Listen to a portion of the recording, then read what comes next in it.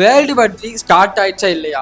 என்னங்க எனக்கு ஒண்ணுமே புரியல. அது ஸ்டார்ட் ஆகிறதுக்கு நேரடியாகவும் மறைமுகமாகவும் காரணமா இருக்கிற இஸ்ரேல் மற்றும் ஈரானை பத்தி நம்ம இன்னைக்கு பார்க்க போறோம். இப்போ இந்த ரெண்டு கண்ட்ரிக்கு நடுவுல ப்ராப்ளம் இருந்துச்சு அப்படின்னா ரெண்டு கண்ட்ரி மட்டுமே அடிச்சுட்டு இருந்தாங்கன்னா பிரச்சனை கிடையாது. இதுல ஒரு மூணாவது ஆளா யாராச்சும் இணைஞ்சாங்க அப்படின்னா அதான் வேர்ல்டு வார் 3 மாறும். அதுக்கு முன்னாடி இந்த இஸ்ரேல் எதுக்கு ஈரான் அடிச்சாங்க அப்படின்னு பாத்தீங்கன்னா அவங்க என்ன ரீசன் சொல்றாங்க அப்படின்னா ஈரான்ல 90% நியூக்ளியர் வெப்பனை தயாரிச்சு முடிச்சுட்டாங்க. ஒருவேளை அவங்க ஃபுல்லா தயாரிச்சு முடிச்சுட்டாங்க அப்படின்னா அதை வெப்பனை வச்சு எங்களை அடிக்கிறதுக்கு சான்சஸ் நிறைய இருக்கு. ஸோ அதை ஃபியூச்சருக்காண்டி நாங்கள் இப்போவே அவங்களை அடிச்சு அந்த நியூக்ளியர்லாம் கிளியர் பண்ணிட்டோம் அப்படின்னா நாங்கள் சேஃப்கார்ட் ஆயிருப்போம். ஸோ அதனால தான் நாங்கள் ஈரானை தாக்கணும் அப்படின்னு சொல்லிட்டு எந்த ஒரு போருக்கான முன் அறிகுறியுமே இல்லாமல் டக்குன்னு ஈரானை தாக்கிட்டாங்க. இது பொறுக்காம ஈரானுமே இஸ்ரேல மெயின் பிளேஸை குறி வச்சு அடிச்சிட்டாங்க.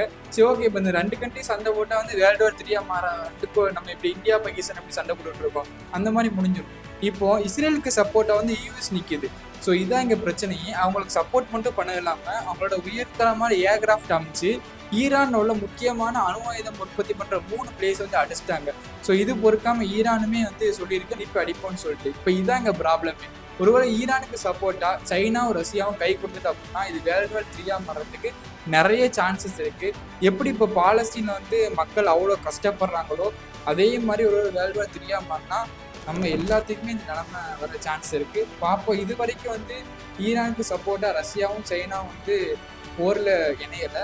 இந்த போர் இப்படியே முடிஞ்சிருமா இல்லை பெருசாகவும் சொல்லி பொறுத்து பார்ப்போம். இந்த மாதிரி மோர் இன்ட்ரெஸ்டிங் ஃபேக்ட்ஸுக்கு உசாம் சார் ஃபாலோ பண்ணி சப்போர்ட் பண்ணிங்க.